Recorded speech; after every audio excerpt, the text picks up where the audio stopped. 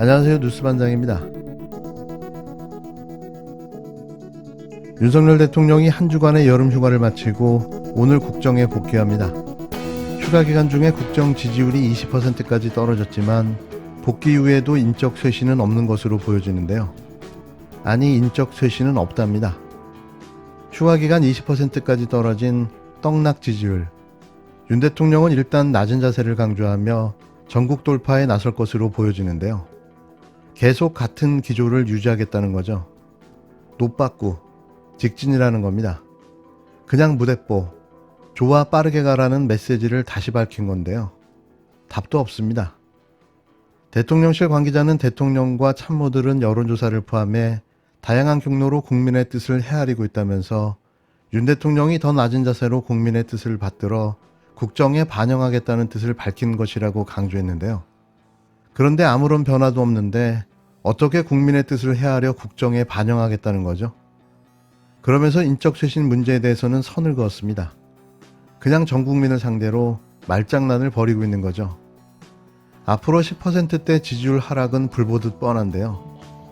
취임 석 달이 채 지나지 않은 임기 초라는 점을 언급하면서 윤 대통령이 부족한 점이 드러난 참모들에게 다시 한번 분발을 촉구하겠다는 겁니다. 분발해서 일하라는 당부를 하겠다는 건데요. 이게 변화와 쇄신이 가능할까요? 그냥 하던 대로 하겠다는 것과 별반 달라 보이지 않는데요. 국민을 상대로 싸우자는 거죠. 아무런 변화 없이 그대로 가겠다는 겁니다. 대통령실이 하반기 국정 최우선 과제를 서민과 취약계층의 경제난으로 짚은 만큼 윤 대통령의 민생경제 행보를 대폭 늘릴 것으로 보입니다. 하지만 정책은 부자들을 위한 정책을 유지하며 보여주기식 민생 경제 쇼를 벌이겠다는 의미인데요. 이게 설득력이 있을까요? 일주일여 앞으로 다가온 8.15 특별 사면도 지지율 반등의 변수로 꼽힙니다. 야권에선 국민 신뢰 회복을 위해 윤 대통령이 전면 인적 쇄신과 함께 대국민 사과부터 해야 한다는 요구와 김건희 씨 주변 논란을 불식시키려면 야당 추천 인물을 특별감찰관으로 지명하라는 주장이 계속 이어졌습니다. 대통령실은 취임 100일이 되는 오는 17일엔 어떤 형태로든 국민과 대화하는 자리를 만들겠다고 밝혔는데요. 아무런 변화 없는 윤 대통령의 고집불통 국정 운영이 결국 자멸의 길로 돌진하는 분위기입니다. 이런 대통령은 정말 처음 봅니다. 국민이 잘못했다고 국정 운영 기조를 바꾸라고 또 부인 김건희 씨에 대한 권력 사유화와 권력 남용이 도가 지나치다고 경고하고 있는데요. 그런데도 마이웨이 하겠답니다. 결국 끌려 내려오고서야 끝나지 않을까 생각됩니다. 치열하게 벌어지고 있는 더불어민주당의 새 당대표 선거전, 6일 첫 경선에 이어 7일 인천과 제주에서도 이재명 후보가 득표율 70%를 넘기면서 대세론을 이어갔습니다. 7일 민주당 전당대회 경선은 오전에는 제주, 오후에는 인천에서 진행됐는데요. 합동연설회가 끝나고 인천과 제주의 권리당원 투표 결과가 함께 발표됐습니다.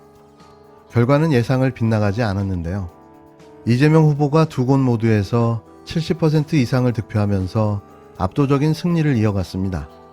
7일 누적 득표도 이재명 후보가 74.15%를 기록했고 박용진 후보가 20.88%를, 강훈식 후보가 4.98%를 기록했는데요. 어대명, 어차피 대표는 이재명, 확대명, 확실히 대표는 이재명을 입증하는 수치가 나온 건데요. 하지만 이재명 후보는 권리당원 외에 우리 대의원들의 투표, 그리고 일반 국민 여론조사가 남아있기 때문에 마지막 순간까지 최선을 다하도록 하겠다며 과분한 지지에 대해 감사드린다라고 조심스러운 입장을 밝혔습니다. 박용진, 강훈식 후보는 권리당원 투표에선 원래 이 후보의 선전을 예상했고 당내 새로운 변화의 바람이 만들어질 거라며 기대를 놓지 않았는데요. 하지만 이들은 아직도 개꿈을 꾸고 있는 듯 했습니다.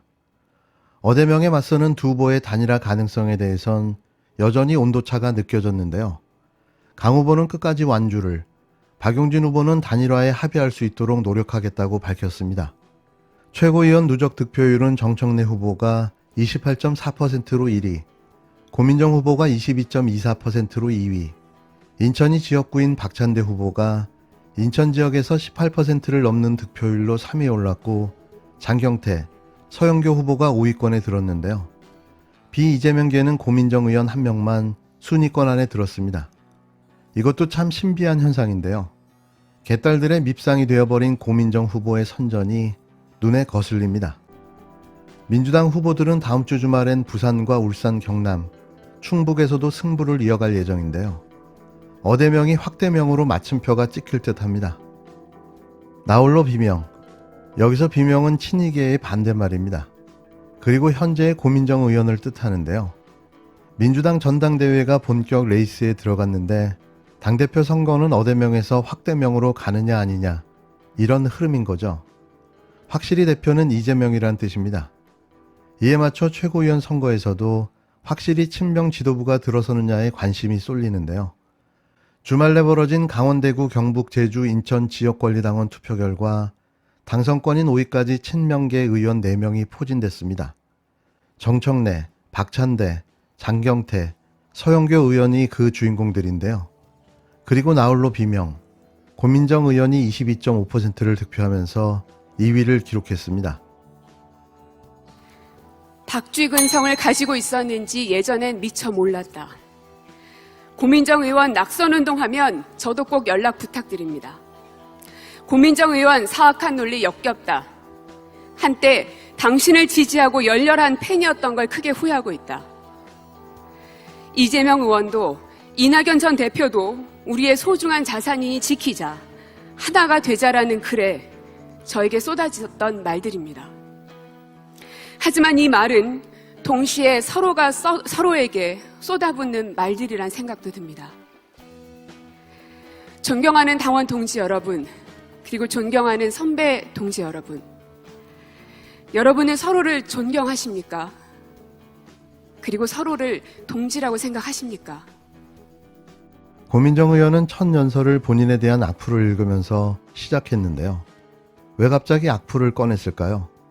하고 싶은 말은 이거였던 거죠. 편가르기 하지 말자면서 이렇게 동지라는 단어를 꺼내든 건데요. 친명 후보들에 맞선 틈새 전략인 거죠. 교묘하게 그 틈을 비집고 들어선 겁니다.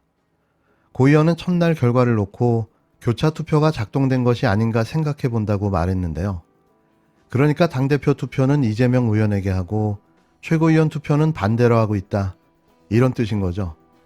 또 다양한 구성의 지도부를 바라는 당원들의 간절함이 느껴져 어깨가 더욱더 무겁다고도 했는데요.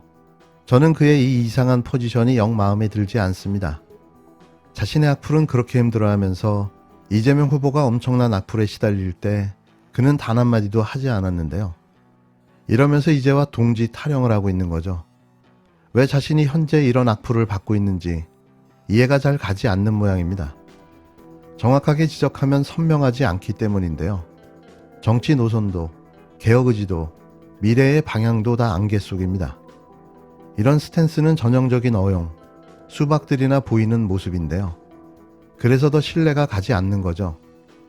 특히 이낙연계로 불리는 특정 의원들과의 커뮤니케이션이 눈에 거슬리는데요.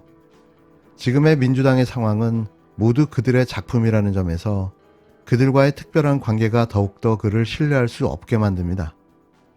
감성에 호소한다고 개혁이 되지는 않죠. 과연 민주당을 바꿀 개혁 의지는 가지고 있는지 의문일 뿐입니다. 이재명 의원님하고 그 최고위원들께서 다 같은 한 장의 그림으로 자꾸 보이는 것에 대해서는 저도 좀 지양되면 좋겠다 하는 말씀과 더불어서 이재명 의원님은 본인의 자리가 워낙 무거운 자리임을 좀 직시하셨으면 좋겠다. 그냥 300명 중에 한 명의 의원이 아니고 우리 당을 대표했던 대통령 후보이기 때문에 거의 대통령에 버금가는 수준의 말씀을 하시는 게 필요할 것이다 하는 부분하고요. 박용진 의원님은 제가 이제 뭐 그 동지를 얘기하면서 서로를 너무 비난하지 말자 뭐 이런 얘기를 어제 그제 했는데 저는 박용진 의원님을 그 상정해두고 한 얘기가 전혀 아닌데도 저한테 오셔서 저 들으라고 하는 얘기죠 이러시더라고요. 그래서 그게 아니고 이제 이낙연 의원님도 이재명 의원님도 다 지키자 하는 말에 대해서 저에 대한 공격이 너무 많다 보니까 그러지 말자 이거였는데 본인이 보고 싶어 하는 것만 보시는 거 아닌가, 이렇게 큰 틀에서 모든 것들을 보고 해석하셔야 되는데 너무 본인의 여기에 빠져 계시는 것 같다. 강훈식 의원님은 저는 좀 더 과단성 있고 좀 더 이게 확 내지르는 게 있으면 좋겠어요. 40대 기수라면서 지금 나오신 거니까. 근데 그러기에는 너무 신중하고 너무 조심스러운 것 같다. 강훈식 후보 패기가 없다. 박용진 후보 시야가 좁다. 이재명 후보는 말조심해야 된다.